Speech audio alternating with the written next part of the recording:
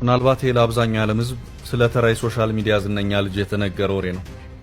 ምናልባት ለእናንተ የአንድ ተራ ወጣት ታሪክ ነው። እውነቱ ግን ከዚህ ፍጹም የራቀ ነው። ይህ አንድ በማህበራዊ ሚዲያ ዝነኛ መሆን የቻለ ታዳጊ ልጅ እንዴት ቀልዶቹ በዓለም ፖለቲካ ውስጥ ድርሻ እንዳላቸው፣ እንዴት በዙረት ታሪኩ መሃል ወደ ጂኦፖለቲክሱ መሃል ሰተት ብሎ እንደገባ የሚናገር ልዩ የፈታ ዴሊ ታሪክ ነው። ለምን ስለሱ ትል ይሆናል። ልብ በሉ፣ ይህ ግለሰብ ወደ ቻይና በሄደ ጊዜ የቻይና ብሔራዊ ቴሌቪዥኖች ስለሱ ይዘግቡ ነበር። በአደባባይም ሲያመሰግኑት። ስፒድ ዳዝ አፍሪካ ኢትዮጵያን ያካተተው የዝነኛው የዓለማችን ስትሪመር ጉብኝት ምን ይዟል? አብራችሁን ቆዩ። አንድ ዓመት ገደማ ወደ ኋላ እንመለስ። ታሪካችንን ከአልቤኒያን ጀምረው። ይህ ታዳጊ ዩቲዩበር እንደለመደው ላይቭ እየተቀረጸ ከሀገር ሲዞር አልባንያ የምትባል ቆንጆ ሀገር ደረሰ። እዛም ሳለ የሀገሪቱን ጠቅላይ ሚኒስትር ማግኘት እንደሚችል ተነገረው። በወጣቱ ስትሪመር ታሪክ የሀገር መሪ ሲያገኝ የመጀመሪያ ነበር። የሚያገኘው ሰው ደግሞ ተራ የሀገር መሪ አይደለም። አወዛጋቢው፣ ሰዓሊው፣ ደራሲው፣ በእርጋታና የድፍረት ንግግሩ የሚታወቀው የአልቤኒያውን ኤዲ ራማ ነው። ኤዲ ራማና የሾስፒድ ፍጹም የተራራቀ ባህሪና ተፈጥሮ ያላቸው ግለሰቦች ናቸው። ሁለቱን በአንድ ክፍል ውስጥ ተቀምጦ ማሰብ ፍጹም አስቂኝና አስገራሚ ነው።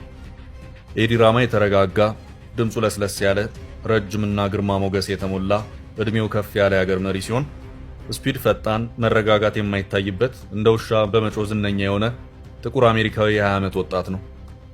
አይሾስፒድ ተፈቅዶለት ወደ ኤዲ ራማ ቢሮ ሲገባ ጠቅላዩን ሰላም ያለው እንደ አንድ የሀገር መሪ ፖለቲከኛ ሳይሆን መንደር እንደሚያውቁ የድሮ ጓደኛው ዋትስአፕ ማይ ቦይ ሲል ነበር። አስቡት፣ የሆነው እኛ መንደር ቢሆን። Rama, my boy, what's up, man? Give me a hug. Oh, let's go, baby. በንግግራቸው መሃል በመንገድ ላይ የሚያገኛቸው አድናቂዎቹ ላይ እንደሚያደርገው ሲጮህና ሲዘል ይታያል። የአልቤኒያው ጠቅላይ ሚኒስትር ግን በዚህ ሳይረበሽ አክብሮና እየሳቀ ቢሮውን ሲያስጎበኘው ይታያል። ታዲያ ይህ ሁሉ ለምን? የብዙዎች ጥያቄ ነው። ስፒድ ለኛ በጩኸቱ የምናውቀው ዩቲዩበር ነው። ለራማ ግን በነፃ የተገኘ የቱሪዝም ማስታወቂያ ነው።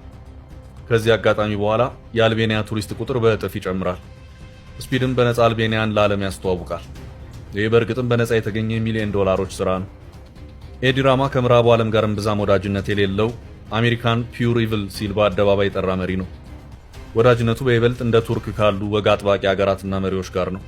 ከጠይብ ኤርዶጋን ጋር በጣም የቀረበ ወዳጅነት አላቸው። የኤርዶጋን ልጆች ሲዳሩ አጃቢ ሆነው ከሚገኙ ሀገር መሪዎች መሃል ኤዲ ራማ ቀዳሚው ነው። አልባንያ ከምዕራቡ ዓለም ጋር ባላት መቃቃር ምክንያት ከአይን ከራቁ አሊያ በሚገባት ልክ በሚዲያዎች ላይ ካልተዋወቁ ሀገራት መሃል አንዷ ነች። ስፒድ ታዲያ በፖለቲካው መሃል ገብቶ ቀዳዳዋን ደፍኖላታል። ስፒድ እና የዓለም ፖለቲካ እንዲህ ይገናኛሉ። ስፒድ እና አፍሪካ ምንና ምን ናቸው? ቀጥለን እንመለከተዋለን። Oh my goodness!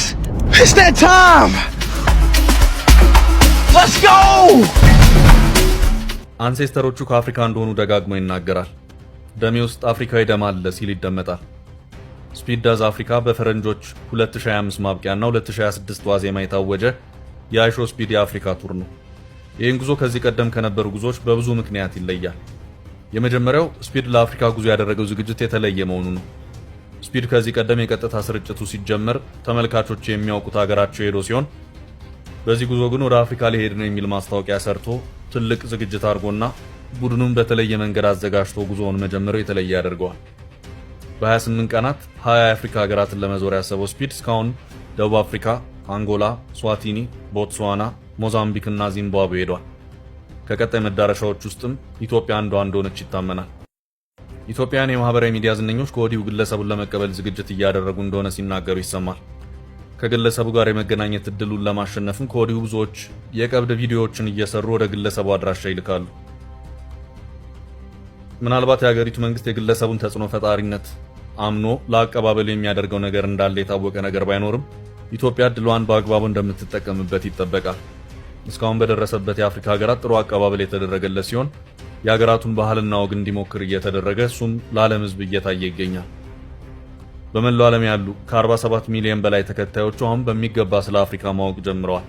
አፍሪካውያን በወደቀና በተጎሳቆለ ሁኔታ ውስጥ እንደሚኖሩ ብቻ ያውቁ የነበሩ የዓለም ሕዝቦች በአይሾስፒድ ቪዲዮዎች በኩል አመለካከታቸውን እየቀየሩ ነው። በእርስ በርስ ጦርነት የጠፋ ስሟን ለማደስ $40 ሚሊዮን ለእንግሊዝ ፕሪሚየር ሊጉ ክለብ አርሰናል የምትከፍለው ሩዋንዳ በስፒድ ከሚጎበኙ ሀገራት መሃል አንዷ ነች። ይህ ድል ለቱሪዝምና ስሟን ለማደስ የምታወጣውን እጅግ የበዛ ወጪ የሚያግዝ አጋጣሚ ሆኖላታል።